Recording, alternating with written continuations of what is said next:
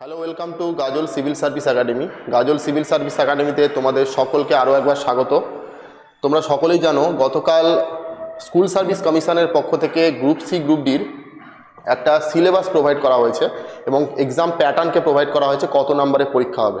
সেখানে আমরা যে গ্রুপ সি যে ইংলিশ সিলেবাসটা দেখেছি, সেখানে ইংলিশটা আগে ছিল তোমার 15 মার্কসের, এবারে করে দিয়েছে সেটা 10 মার্কসের। 10 মার্কসের যে 5টা টপিক লেখা আছে সিলেবাসের মধ্যে, তার মধ্যে একটা টপিক আমরা আজকে আলোচনা করব। সেটা দুটো পার্টে আমরা ভেঙে নিয়েছি, পার্ট 1 এবং পার্ট 2। টপিকটার নাম হচ্ছে সেন্টেন্স স্ট্রাকচার।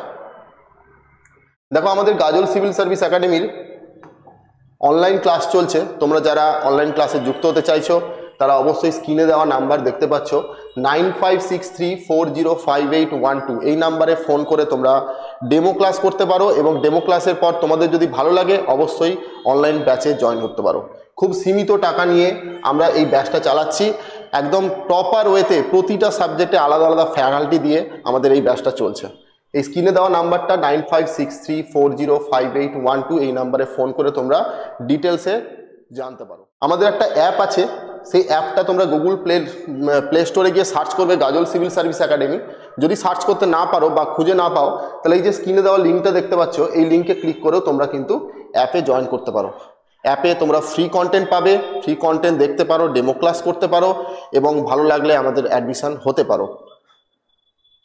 এছাড়াও আমাদের যে সমস্ত ব্যাচগুলো চলছে দেখতে পাচ্ছ, PSC, rail, SSC, defence, police, ANM, GNM. Clear? দেখো, টপিকের নাম সেন্টেন্স স্ট্রাকচার, অর্থাৎ এসএসসি একটা টপিক দিয়েছে যেটা লেখা আছে সেন্টেন্স স্ট্রাকচার। এই সেন্টেন্স স্ট্রাকচার বলতে গেলে কিন্তু অনেক কিছু বোঝায়। সেন্টেন্স স্ট্রাকচার মানে আমরা যেমন প্রিভিয়াস সিলেবাস অনুযায়ী বা ইংলিশের আমরা যখন নতুন করে ইংলিশ শিখি, তখন আমাদেরকে প্রথমে যেটা শিখতে হয় সেটা হচ্ছে parts of speech. Parts of speech, speech sentence structure বা টাইপ অফ সেন্টেন্স। দেখো, টাইপ অফ সেন্টেন্স কিন্তু আমরা স্কুল লেভেল থেকে পড়ে এসেছি এবং টাইপ অফ সেন্টেন্সটা এমনি কম্পিটিটিভ এক্সামে যখন আমরা প্রিপারেশান নিই তখন এই টাইপ অফ সেন্টেন্সটাকে আমাদের কিন্তু পড়তে হয়। এই টাইপ অফ সেন্টেন্সের মধ্যে অ্যাসার্টিভ সেন্টেন্স, ইন্টারোগেটিভ সেন্টেন্স, এই ধরনের সেন্টেন্সগুলো আমরা পড়েছি এবং simple sentence, complex sentence, compound sentence, এই ধরনের সেন্টেন্সগুলো আমরা পড়েছি। সেই sentence type of sentence parts of স্পিচকে একটা অন্যভাবে আমাদের সিলেবাসের মধ্যে ইনক্লুড করা হয়েছে গ্রুপ সি সিলেবাসে, সেটা হচ্ছে স্ট্রাকচার অফ সেন্টেন্স। এই স্ট্রাকচার অফ সেন্টেন্স পড়তে গেলে ইন্টারনাল যে মিনিংটা দাঁড়াচ্ছে সেটা হচ্ছে সাবজেক্ট ভার্ব এগ্রিমেন্ট। ঠিক আছে, সাবজেক্ট ভার্ব এগ্রিমেন্ট। এই সাবজেক্ট ভার্ব এগ্রিমেন্টটাও কিন্তু এর মধ্যে ইনবিল্ট আছে, তোমাকে সাবজেক্ট ভার্ব এগ্রিমেন্ট কিন্তু পড়তে হবে। সেই রিলেটেড আজকে আমরা কিছু কোশ্চেন আলোচনা করব, যেটা পুরোপুরি বেসড অন এরার কারেকশন। কেন আমরা তো দেখেছি যে প্রিভিয়াস ইয়ারে যে 15 নম্বর প্রশ্ন ছিল সেখানে 3 থেকে 4টা এরার কারেকশন ছিল। তো এরার কারেকশন অনেক রকমের হয়, অনেক জায়গা থেকে তোলা হয় এরার কারেকশন, কিন্তু যেহেতু স্পেসিফিক্যালি বলে দেওয়া আছে স্ট্রাকচার অফ সেন্টেন্স, তাই আমরা সাবজেক্ট ভার্ব এগ্রিমেন্টকে ধরে আমরা এরার কারেকশনগুলো আজকে করব। ঠিক আছে,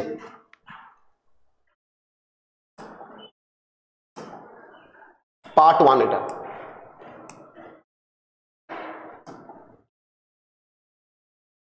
দেখো, question number 1, neither of them are going to attend the party on 10th October. Neither of them are going to attend the party on 10th October. দেখো, একটা এরার কারেকশন করতে গেলে প্রথমত আমাদের যেটা জানতে হবে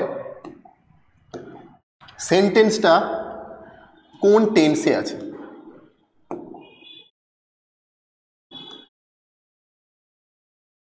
সেন্টেন্সটা কোন টেন্সে আছে এটা আমাদেরকে প্রথমে দেখতে হবে, সেন্টেন্সটা কোন টেন্সের মধ্যে পড়ে।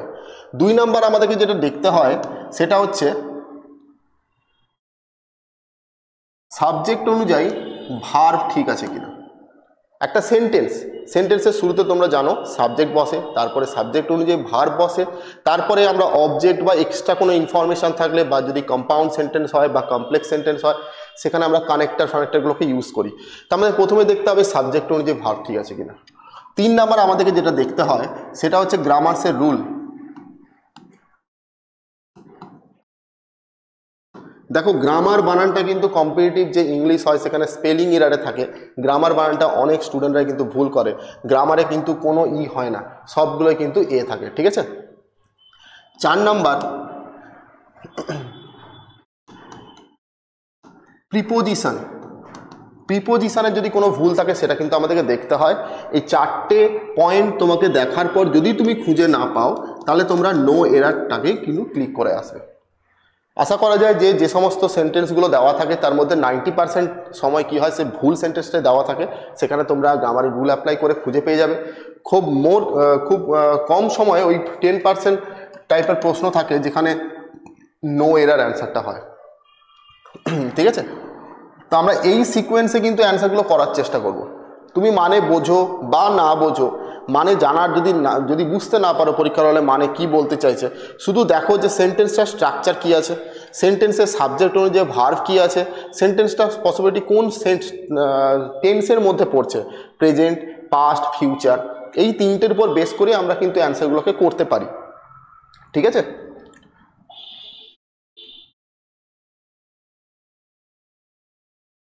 দেখো প্রথম প্রশ্ন number 1, neither of them are going to attend the party on 10th October. এইটা ছিল সেই সেন্টেন্সটা কোন টেন্স, সেন্টেন্সটা আমরা বলবো প্রেজেন্ট টেন্স। কি দেখে বুঝলাম, দেখো আর গোয়িং লেখা আছে, আর গোয়িংটা কোন টেন্সের মধ্যে পড়ে, প্রেজেন্ট কন্টিনিউয়াস টেন্স।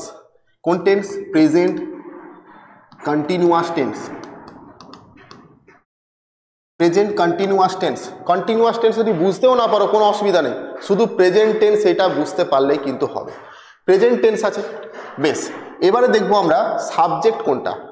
আমরা যখন নর্মালি ছোটোবেলায় শিখেছিলাম একটা সেন্টেন্সের সাবজেক্ট থাকে, তারপরে ভার্ব থাকে, তারপরে অবজেক্ট থাকে, অর্থাৎ ভার্বের আগে যে পার্টটা আমরা লিখিব বা লেখা থাকবে সেটাই হচ্ছে সাবজেক্ট। এটুকু ক্লিয়ার?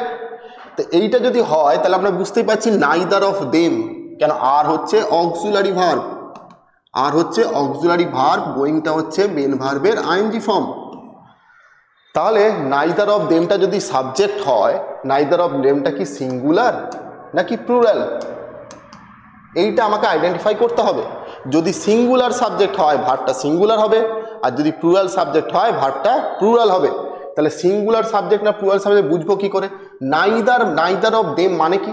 নাইদার অফ দেম মানে কেউই নয়, কেউই নয় যখন বলতে চেয়েছে তখন এটা সিঙ্গুলার সাবজেক্ট। নাইদার, নর, নাইদার, আইদার এগুলো সবসময় সিঙ্গুলার হয়, আইদার অফ, নাইদার অফ এগুলো সব সিঙ্গুলার সাবজেক্ট। তা নাইদার অফ দেম যদি সিঙ্গুলার হয়, এরপরে যে ভার্বটা বসবে সেটা অবশ্যই সিঙ্গুলার হবে। কেন তোমাকে টেন্সটা দেখতে বললাম, তার কারণ হচ্ছে ওয়াজও তো সিঙ্গুলার, সেটা পাস্ট টেন্সে ইউজ করি আমরা, যেহেতু প্রেজেন্ট টেন্সের কাহিনী, তাই আমাকে অ্যামিজারের মধ্যে কোনটা বসাতে হবে, ইজ বসাতে হবে। কেন? নাইদার অফটা সিঙ্গুলার, তাহলে এই আর এর জায়গায় ভুল আছে, এখানে কি হবে, ইজ হবে। ক্লিয়ার? আর এর জায়গায় কি হবে, ইজ হবে, ঠিক আছে, আর এর জায়গায় কি হবে, ইজ হবে। তাহলে সেন্টেন্সটা কি হলো, neither of them is going to attend the party on 10th October. Clear? Next দেখো 2 নাম্বার, কোশ্চেন নাম্বার 2 কি লেখা আছে, সেম প্রসেসে করব। হি walked 5 miles which are really a great distance for a man like him who is not only old but also ill. আগের সেন্টেন্সটা বলার আগে একটা বলতে জিনিস ভুলে গেছিলাম, সেটা তোমাদের সময় এখন বলে দিই। সেন্টেন্সটাকে কিন্তু 4টে পার্টে ভাগ করা হবে। এরার কারেকশনের নিয়মই হচ্ছে এটা একটা টাইপ, যেখানে একটা সেন্টেন্সকে আমরা মিনিমাম বা ম্যাক্সিমাম যাই ধরতে পারো 4টে-5টে পার্টে ভাগ করা হবে। দেখো এইখান থেকে এতটা পর্যন্ত হচ্ছে এ পার্ট, শুরুতেই লেখা আছে এ, দেখতেই পাচ্ছ। তারপর দেখো এখান থেকে এই পার্টটাকে বলা হয় বি পার্ট। ক্লিয়ার? তারপরে দেখো এখানে এটা হচ্ছে সি পার্ট, এখানে সিটা নেই তাহলে এটাই সি হবে, ঠিক আছে। 3টে পার্টে ভাগ করা হয়েছে। লাস্ট পার্টটা অবশ্যই নো এরার লেখা থাকবে। যদি সেন্টেন্সের মধ্যে কোনো ভুল না পাও তাহলে নো এরার অ্যান্সার। ক্লিয়ার? তাহলে এখানে সেমভাবে যদি আমরা দেখি সেন্টেন্সটা কোন টেন্স, সেন্টেন্সটা প্রেজেন্ট টেন্স। কীভাবে বুঝলাম, এই দেখো আর লেখা আছে, আর প্রেজেন্ট টেন্সে ইউজ হয়। তাহলে he walked 5 miles which are really a great distance for a man like him who is not only old but also ill. Clear? তারপরে আমরা দেখব কি সেন্টেন্সের সাবজেক্ট কি আছে। সেন্টেন্সের সাবজেক্ট কি আমি বললাম কি, যেখানে অক্সিলারি ভার্ব বা মেন ভার্ব থাকবে তার আগের পোর্শনটাকে পুরোপুরি আমরা সাবজেক্ট ধরি। তো দেখো হি ওয়াকড 5 মাইল, সে হেঁটেছিল 5 মাইল। 5 মাইল 5 কিলোমিটার, এটা একটা পুরোপুরি একটা ডিস্টেন্সকে বোঝায়। তাহলে 5 মাইল থাক বা 5 কিলোমিটার থাক, যাই থাক না কেন এই ডিস্টেন্সগুলো অলওয়েজ সিঙ্গুলার হয়। কেন সিঙ্গুলার হয়? তার কারণ হচ্ছে পুরো ডিস্টেন্সটাকে একটাই ডিস্টেন্স ধরা হচ্ছে।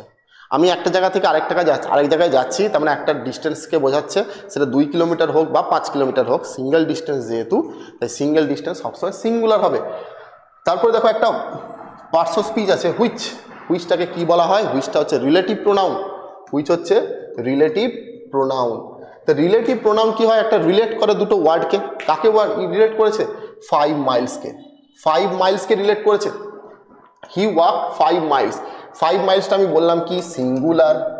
তা 5 মাইলস যদি সিঙ্গুলার হয়, 5 মাইলসের পরে যে ভার্বটা বসে সেটাই রিলেটিভ প্রোনাউনের পরে বসবে। অর্থাৎ স্ট্রাকচারটা কীরকম হবে? স্ট্রাকচারটা হবে এরকম, subject plus relative pronoun plus verb. এই ভার্বটা কার অনুযায়ী হবে? সাবজেক্ট অনুযায়ী হবে। কি অনুযায়ী হবে?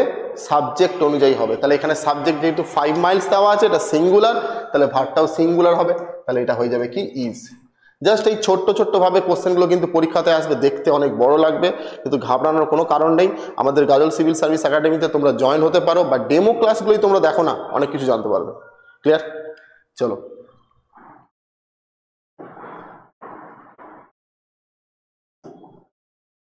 Next question number 3। Question number 3 দেখো, either my colleague or a peon are coming home with the material today. Either my colleague or a peon are coming home with the material today. এই সেন্টেন্সটাতে আবার সেমভাবে দেখবো সেন্টেন্সটা কোন tense. সেন্টেন্সটা বলবো কোন টেন্স। এই দেখো আর লেখা আছে প্রেজেন্ট টেন্স। সেন্টেন্স যদি প্রেজেন্ট টেন্স হয় তাহলে সাবজেক্ট অনুযায়ী ভার্ব এবার দেখবো। সাবজেক্ট কি? Either my colleague or a peon. Either my colleague or a peon. দেখো আগের দিন যে গ্রামারের নিয়ম শেখাচ্ছিলাম, সেখানে আমি বলেছিলাম যে আইদার অর বা নাইদার নরের ক্ষেত্রে কি কেস ঘটে। আইদার অর বা নাইদার নর। দেখো আইদার অর নাইদার নরের পরে যখন আমরা ভার্ব বসাবো, এই নর বা অর এইখানে যে ভিট সাবজেক্ট টু বসছে এই অনুযায়ী কিন্তু ভার্বটা বসবে। ঠিক আছে? সাবজেক্ট যদি সিঙ্গুলার হয় ভার্বটা সিঙ্গুলার, সাবজেক্ট যদি প্লুরাল হয় ভার্বটা প্লুরাল। তা দেখো এই আইদারের পরে মাই কলিগ, এই মাই কলিগটা হচ্ছে সিঙ্গুলার। মাই কলিগ হচ্ছে সাবজেক্ট 1, আর পিয়নটা হচ্ছে সাবজেক্ট সাবজেক্ট 2। সাবজেক্ট 1 আর সাবজেক্ট 2, সাবজেক্ট 2 অনুযায়ী যদি ভার্ব বসে, পিয়নটা সিঙ্গুলার হলে 8টার জায়গায় ইজ হবে। ক্লিয়ার? চলো নেক্সট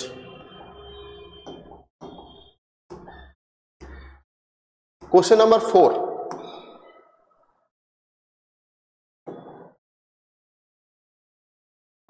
দেখো, the rise and fall of the tide are due to lunar influence। ঠিক আছে? rise and fall of the tide are due to lunar influence। দেখো এটাও কি? সেন্টেন্সটা প্রেজেন্ট টেন্স। সেন্টেন্সটা প্রেজেন্ট টেন্স কি দেখে বুঝলাম? অক্সিলারি ভার্ব দেখে বুঝলাম। এবারে সেন্টেন্সের মধ্যে সাবজেক্ট কি আছে? The rise and fall. The rise and fall, the rise and fall কিন্তু একটাই ওয়ার্ড। তোমরা দেখে মনে হতে পারে রাইজ একটা ওয়ার্ড, ফল একটা ওয়ার্ড, তাহলে ঠিকই লেখা আছে, অ্যাড দিয়ে যুক্ত করা আছে, বাট না, রাইজ অ্যান্ড ফল হচ্ছে singular. Rise and fall singular. ঠিক আছে? যেমন আমরা বলি না cup and plate. Cup and plate, cup বললে প্লেট বলতে হবে। ব্রেড অ্যান্ড বাটার,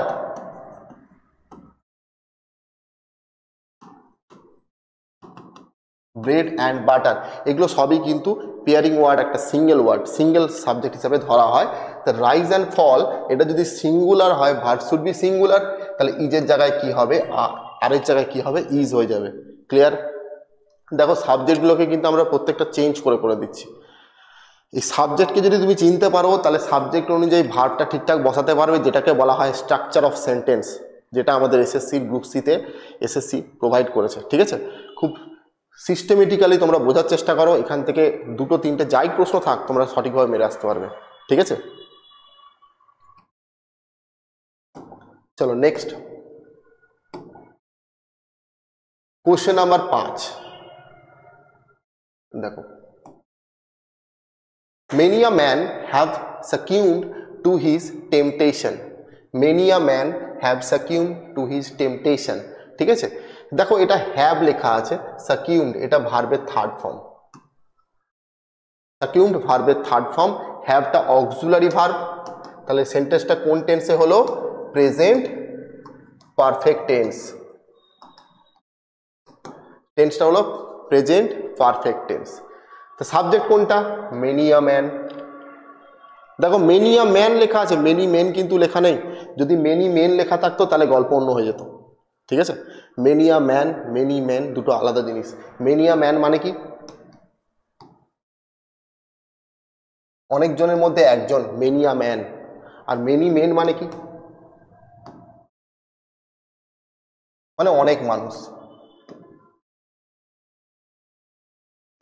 ক্লিয়ার, অনেক মানুষ, অনেকজনের মধ্যে একজন মানুষ। তো এখানে মেনি আ ম্যান অনেকজনের মধ্যে একজন বোঝাচ্ছে, অর্থাৎ সিঙ্গুলার হচ্ছে, সিঙ্গুলার হলে ভার্ব সিঙ্গুলার হবে, তাহলে হ্যাভের জায়গায় কি হবে, হ্যাজ হয়ে যাবে। ক্লিয়ার, বোঝা যাচ্ছে? বোঝা গেলে লাইক করে দেবে, যারা ইউটিউব থেকে দেখছো তারা লাইক করে দেবে, যারা অ্যাপ থেকে পড়ছো অবশ্যই কমেন্ট করে জানাবে যে তোমাদের ক্লাসগুলো কেমন লাগছে, এবং যারা ফেসবুক থেকে দেখছো তারা অবশ্যই কমেন্ট করে জানাবে ক্লাসগুলো কেমন লাগছে। আর যদি অফলাইন ব্যাচ বা অনলাইন ব্যাচে ডেমোর জন্য আসতে চাও তাহলে অবশ্যই যে স্ক্রিনে দেওয়া নাম্বারটি প্রথমে লেখা ছিল সেই নাম্বারে ফোন করে গাজল সিভিল সার্ভিস একাডেমিতে এসে ডেমো ক্লাস করে যেতে পারো। ক্লিয়ার? চলো question number 6,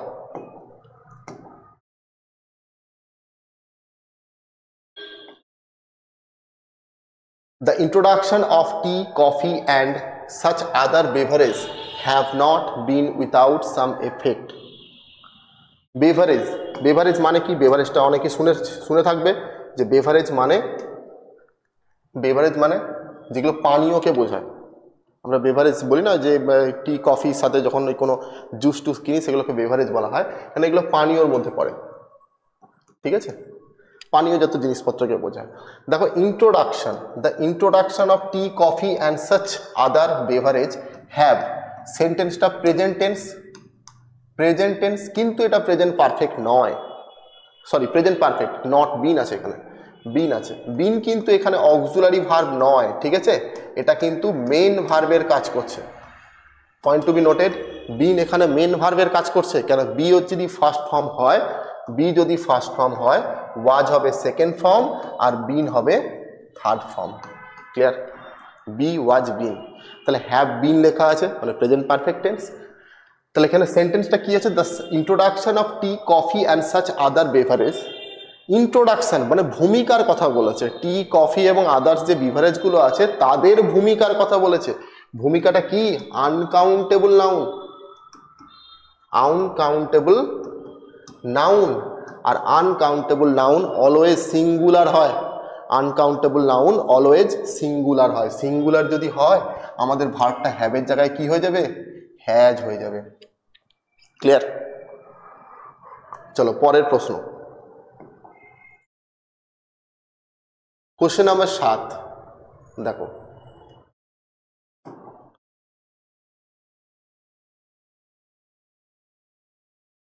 the newer type of automatic machines was clothes faster, the newer type of automatic machines was cloth faster, the newer type of automatic machine, newer type of automatic machine, এই যে automatic machines করা আছে, automatic machines যতগুলো আছে তাদের মধ্যে যেটা new type, newer type একদম নতুন এসছে, যেটা লেটেস্ট ভার্সন যেটা, সেই টাইপটার কথা বলেছে। তো লেটেস্ট ভার্সন তো সিঙ্গুলার, এটা তো সিঙ্গুলার, তাহলে এটা যদি সিঙ্গুলার হয় তাহলে ভার্বটাও তো সিঙ্গুলার হবে।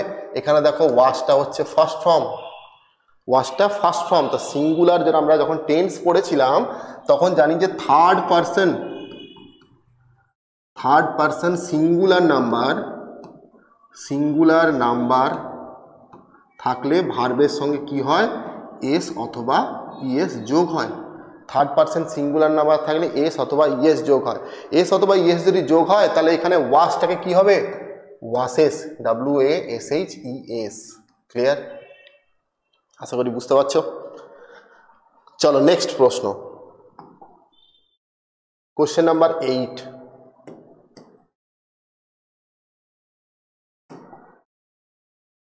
Each of the students in the computer class has to type their own research paper this semester.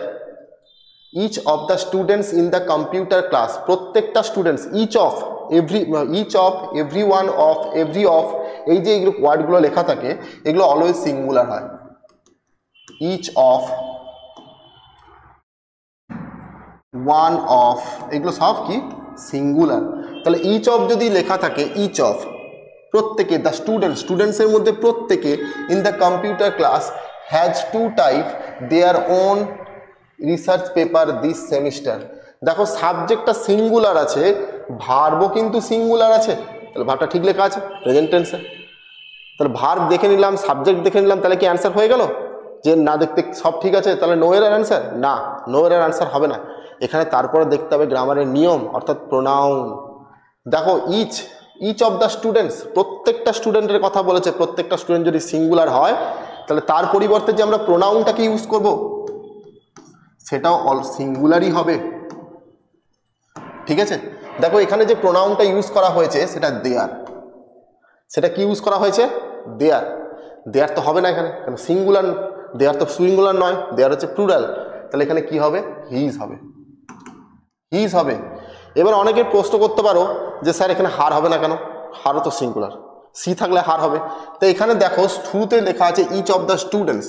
কিছু জিনিস আছে, ওয়ার্ড আছে যেগুলোর কোনো লিঙ্গ হয় না। যেমন স্টুডেন্ট ছেলেকেও বোঝায় মেয়েকেও বোঝায়, স্টুডেন্ট ছাত্রছাত্রী ছেলে ছাত্রকেও বোঝায় মেয়ে ছাত্রকেও বোঝায়। তো যে সমস্ত জায়গাতে কোনো মেনশান থাকবে না, সেটা আইদার ছেলে বা মেয়ে, সেটা যদি মেনশান না থাকে তাহলে আমরা অলওয়েজ সেটাকে প্রোনাউনটাকে সবসময় ছেলে ধরবো, হিজ।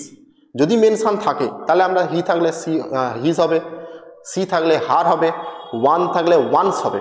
ক্লিয়ার? ইট থাকলে ইট হবে, যদি প্লুরাল হয় তাহলে দেয়ার হবে। তাহলে এখানে যেহেতু স্টুডেন্টস লেখা আছে, এটা ছেলে না মেয়ে মেনশানড নেই, ছেলে মেয়ে উভয়কেই বোঝায় স্টুডেন্টটা, সেক্ষেত্রে আমরা সিঙ্গুলারের ক্ষেত্রে আমরা হিজ ইউজ করব। প্রত্যেক ছাত্রছাত্রী সিঙ্গুলার, নট ছেলে বা নট মেয়ে, কিছুই মেনশান নেই, তাহলে আমরা ইউজ করব কি? হিজ। ক্লিয়ার? চলো নেক্সট,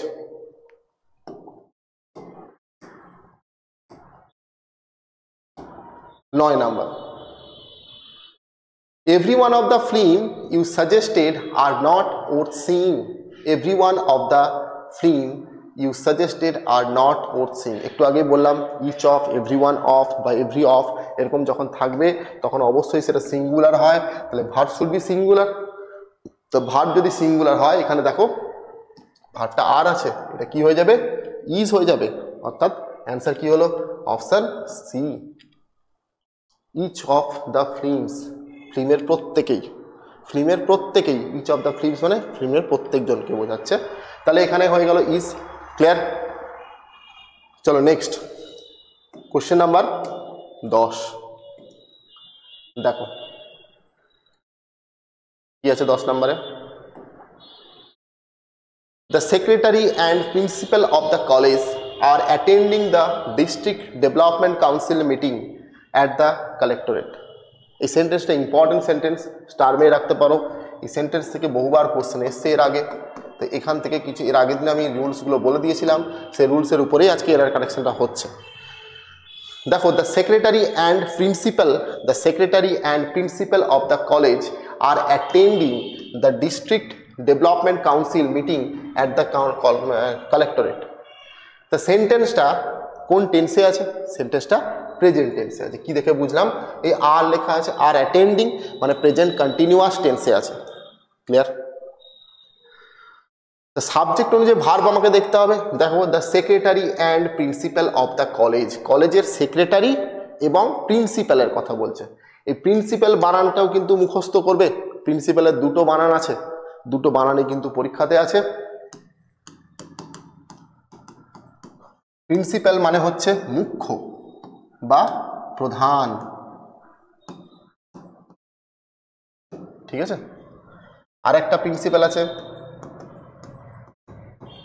যেটাকে বলা হয় নীতি কথা, ঠিক আছে। বানান কিন্তু আলাদা, উচ্চারণ কিন্তু সেম, যেগুলোকে আমরা হোমোনিমস বলে থাকি। ক্লিয়ার? তো এইখানে প্রিন্সিপাল একটা মানুষ, সেক্রেটারি একটা মানুষ। তোমার প্রশ্ন হতে পারে মনের মধ্যে, কেন একটা ব্যক্তি হতে পারে না দুটো পোস্ট? অবশ্যই হতে পারে। সেটা আমরা বুঝবো কিভাবে?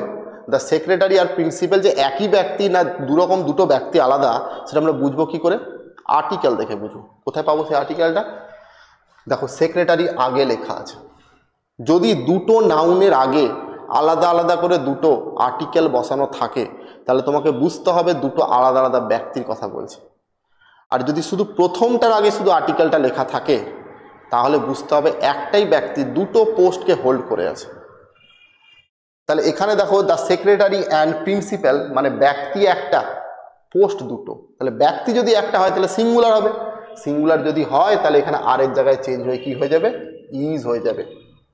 যদি সেন্টেন্সটা এরকম লেখা থাকতো, the secretary and the principal, যদি দাটা এখানে মেনশন থাকতো তাহলে কিন্তু আরটা ঠিক ছিল। যেহেতু দিটা লেখা নেই, তাহলে ইজের জায়গায় আর এর জায়গায় ইজ হবে। কিন্তু তোমার এটাও মনের মধ্যে আসতে পারে, তাহলে আমি আরটাকে ধরে এখানে দি বসিয়ে দিই। না, ওটা হবে না, ওটা করা যাবে না, ঠিক আছে। চলো next.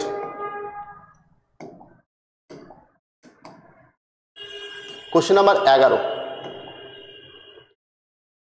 There is only one of his novels that are interesting. There is only one of. One of, একটু আগে বললাম ওয়ান অফ যদি থাকে তাহলে সেটা সিঙ্গুলার হয়, সিঙ্গুলার যদি থাকে আর এর জায়গায় ইজ হয়ে যাবে। ওয়ান অফ মানে সিঙ্গুলার, আর ওয়ান অফের পরে যে নাউনটা বসে সেটা অলওয়েজ প্লুরাল। মনে রাখবে, ওয়ান অফ এর পরে যে নাউনটা বসবে সেটা অবশ্যই, ওয়ান অফের পরে যে নাউনটা বসবে সেটা প্লুরাল নাউন হবে। প্লুরাল নাউন, ওয়ান অফের পরে যে নাউনটা বসবে সেটা প্লুরাল নাউন বসবে, ঠিক আছে। আর এই ওয়ান অফ এর পরে যদি প্লুরাল নাউনটা থাকে, এই পুরোটাই হয়ে যাবে সিঙ্গুলার। সিঙ্গুলার। ক্লিয়ার? আশা করি বুঝতে পেরেছো। চলো next. Question number 12। Knowledge of at least 2 languages are required to pass the examination. Knowledge of at least 2 language, দুটো ল্যাঙ্গুয়েজের প্রয়োজন বা দুটো ভাষার জ্ঞান থাকা প্রয়োজন। আর required to pass the exam, এই পরীক্ষায় পাস করতে গেলে দুটো ভাষার প্রয়োজন, নলেজ থাকা প্রয়োজন, জ্ঞান থাকা প্রয়োজন। দেখো নলেজ, নলেজটা কি? সিঙ্গুলার। কেন সিঙ্গুলার? কারণ uncountable noun, uncountable noun. Knowledge হচ্ছে আনকাউন্টেবল নাউন, আর আনকাউন্টেবল নাউন অলওয়েজ সিঙ্গুলার হয়। তাহলে নলেজ অর অ্যাটলিস্ট 2 ল্যাঙ্গুয়েজ, কমপক্ষে দুটো ভাষার প্রয়োজন, জ্ঞান থাকা প্রয়োজন এই পরীক্ষায় পাস করতে গেলে। তাহলে আর এর জায়গায় কি হয়ে যাবে? ই হয়ে যাবে। ক্লিয়ার? চলো next. Question number 13। It is I who is to blame for this bad situation. It is I, এটা হচ্ছে আমি। It is I মানে এটা হচ্ছে আমি। Who is to blame, যাকে দোষারোপ করা হচ্ছে, who is to blame যাকে দোষারোপ করা হয়, for this bad situation, এরকম খারাপ সিচুয়েশানে, খারাপ অবস্থাতে যাকে দোষারোপ করা হয় সেটাই হচ্ছে আমি। তাহলে ইট ইজ আই, আই হচ্ছে সিঙ্গুলার, ফার্স্ট পারসনকে বোঝাচ্ছে। তারপরে দেখো একটা হু লেখা আছে, দেখতে পাচ্ছ হু লেখা আছে। হুটা কি? Relative pronoun. কিসের অনুযায়ী বসে? সাবজেক্টের, সাবজেক্টের ক্ষেত্রে বসে। তাহলে রিলেটিভ প্রোনাউন যখন সাবজেক্টের ক্ষেত্রে বসে হুটা, তাহলে হুটা কাকে ডিনোট করছে? তার আগে যে সাবজেক্ট আছে তাকে ডিনোট করছে। সেই সাবজেক্টটা কি আছে? আই। তাহলে আয়ের পরে আমরা কি বসাই? অ্যাম ইজ আর এর মধ্যে কি বসাই বলো? অ্যাম বসাই। তাহলে অ্যাম হবে, এখানে কি লেখা আছে? ইজ লেখা আছে, তাহলে এটা ভুল আছে, এর জায়গায় কি হবে? অ্যাম হবে, অর্থাৎ option B correct. Clear? Next question number 14। Romanticism of melancholy in art and literature are the reason for insensitivity to those suffering from depression. ঠিক আছে? রোমান্টিসিজম মানে অনুভূতি, রোমান্টিসিজম মানে কি? অনুভূতি। ঠিক আছে? মেলাঞ্চলি মানে হচ্ছে কি বলবো, মানে একটা ইয়ে খারাপ অবস্থাতে আছে। ঠিক আছে? বিষাদ যেটাকে বলে।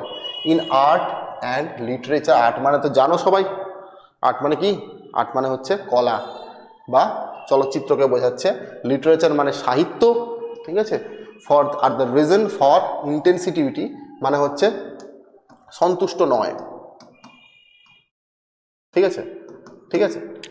দোজ সাফারিং, যে কষ্ট পাচ্ছে, ডিপ্রেশন, ডিপ্রেশন মানে বিষাদের কষ্ট পাচ্ছে। ঠিক আছে? তো এই সেন্টেন্সটা মানের থেকে আমাদের বড় কথা সেন্টেন্সটাকে আমাকে কারেক্ট করতে হবে। সেন্টেন্সটা কারেক্ট করবো কিভাবে? দেখো, রোমান্টিসিজম এটা তো আনকাউন্টেবল নাউন, নলেজের মতো। এটা কি? Uncountable noun. আর আনকাউন্টেবল নাউন আমি বলেছিলাম singular. Romanticism of melancholy in art and literature, art and literature দেখলে হবে না, আর্ট অ্যান্ড লিটারেচার সাবজেক্ট নয়, সাবজেক্ট কি? রোমান্টিসিজম। রোমান্টিসিজম যদি সাবজেক্ট হয় তাহলে এখানে আর এর জায়গায় কি হয়ে যাবে? ইজ হয়ে যাবে। সিম্পল। প্র্যাকটিস মেক্স পারফেক্ট, কথাতেই আছে, প্র্যাকটিস করো, দেখবে পারফেকশন তৈরি হবে। এরার কারেকশন ইংলিশের মধ্যে সব থেকে ডিফিকাল্ট পার্ট। যার গ্রামার খুব নলেজ না থাকবে সে এরার কারেকশন ধরতে পারবে না। তুমি অনেক বই পড়তে পারো, অনেকভাবে পড়তে পারো, কিন্তু নিজে যদি অ্যাপ্লাই না করো এরার কারেকশন কিন্তু করতে পারবে না। সব মনে হবে যে অ্যান্সার দেখে নি বুঝে যাবো, এটা হয় না। ঠিক আছে?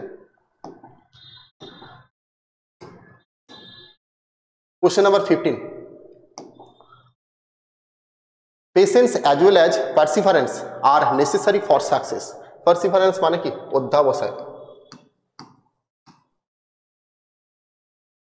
পারসিভারেন্স মানে অধ্যাবসায়। গ্রুপ সি যে পরীক্ষাটা আছে, যেখানে ভোকাবুলারি পার্টটা আছে, সেখানে যে খুব হাইফাই লেভেলের ভোকাবুলারি আছে এমন নয়, বা দ্য হিন্দুস পড়তে হবে এমনও নয়, বা ফাইন্যান্সিয়াল কোনো ওয়ার্ড পড়তে হবে এরকমও কোনো ব্যাপার নেই। যে নর্মাল যে আমরা মাধ্যমিক স্ট্যান্ডার্ডে যে ওয়ার্ডগুলোকে আমরা ইউজ করে থাকি, বা ভালো ভালো স্কুলগুলোতে যে সমস্ত ওয়ার্ডগুলো দিয়ে লেখা শেখানো হয়, সেই সমস্ত ওয়ার্ডগুলোকে তোমাকে পড়তে হবে। বা অফিস আদালতে যে সমস্ত ওয়ার্ডগুলোকে ইউজ করা হয় সেই সমস্ত ওয়ার্ডগুলোর উপরেই আমাদেরকে ফোকাস করতে হবে। সেই লিস্ট অবশ্যই তোমাদেরকে প্রোভাইড করা হবে। পেশেন্স মানে ধৈর্য, ধৈর্য অ্যাজ ওয়েল অ্যাজ পারসিভারেন্স অধ্যাবসায় আর নেসেসারি ফর সাকসেস। তাহলে সেন্টেন্সটা কোন টেন্স? আর দেওয়া আছে মানে প্রেজেন্ট টেন্স। সেন্টেন্সটা কোন ইসে আছে? সাবজেক্ট কি আছে? সাবজেক্ট দেখো, patience as well as Perseverance. আগের দিন গ্রামারের নিয়ম যখন করাচ্ছিলাম তখন একটা জিনিস বলেছিলাম, with, together with, along with, ঠিক আছে, অ্যাজ ওয়েল অ্যাজ, এই ধরনের ওয়ার্ডগুলো দুটো সাবজেক্টকে কানেক্ট করে, সাবজেক্ট 1 এবং সাবজেক্ট 2। আমরা সবসময় সাবজেক্ট 1কে ধরেই কিন্তু ভার্বটাকে বসাবো। আইদার অর নাইদার নরের ক্ষেত্রে, বা বলেছিলাম আমরা সেকেন্ড সাবজেক্ট অনুযায়ী ভার্ব বসবে, কিন্তু এই সমস্ত ক্ষেত্রে ফার্স্ট সাবজেক্ট অনুযায়ী ভার্ব বসবে। তো ফার্স্ট সাবজেক্ট কী আছে দেখো, পেশেন্স মানে ধৈর্য, যেটা আনকাউন্টেবল নাউন, গোনা যায় না। তো পেশেন্স যদি আনকাউন্টেবল নাউন হয় তাহলে আর এর জায়গায় কি হয়ে যাবে? ইজ হয়ে যাবে। বোঝা গেল? ক্লিয়ার? চলো কোশ্চেন নাম্বার 16।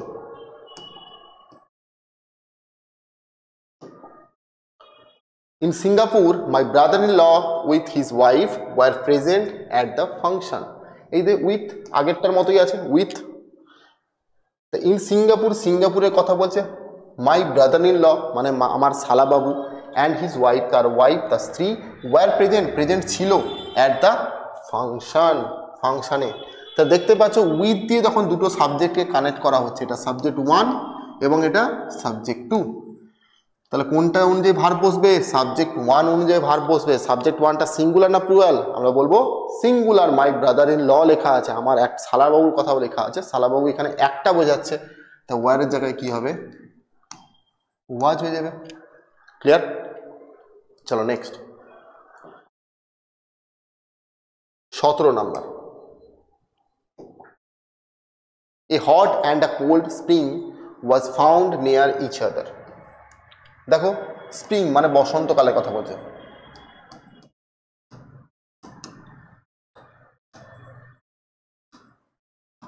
বসন্তকালের কথা বলছে স্প্রিং।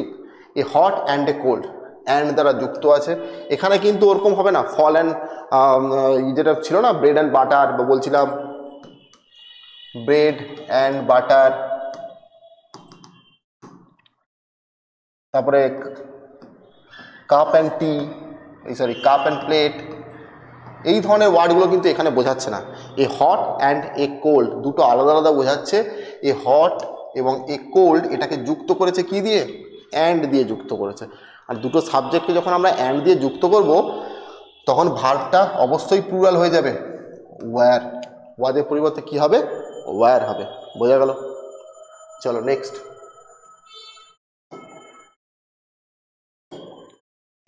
Question number 18।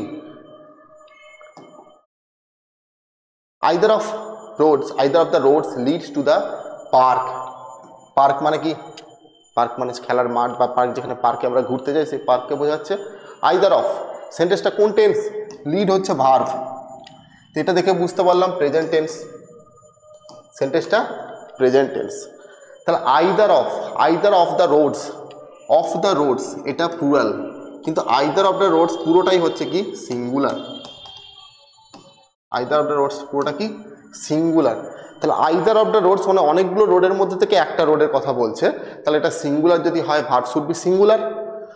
ভার্ব যদি সিঙ্গুলার হয় লিডটা তো প্লুরাল, লিডটা কি হবে? লিডস হয়ে যাবে, এস যোগ হবে। জানো থার্ড পার্সন সিঙ্গুলার নাম্বার থাকলে ভার্বের সঙ্গে এস অথবা ইএস যোগ করতে হয়, তাহলে লিডস হয়ে যাবে। তাহলে এই জায়গাটা ভুল আছে বি পার্টে, এটা হয়ে যাবে কি? লিডস। ক্লিয়ার? চলো 19।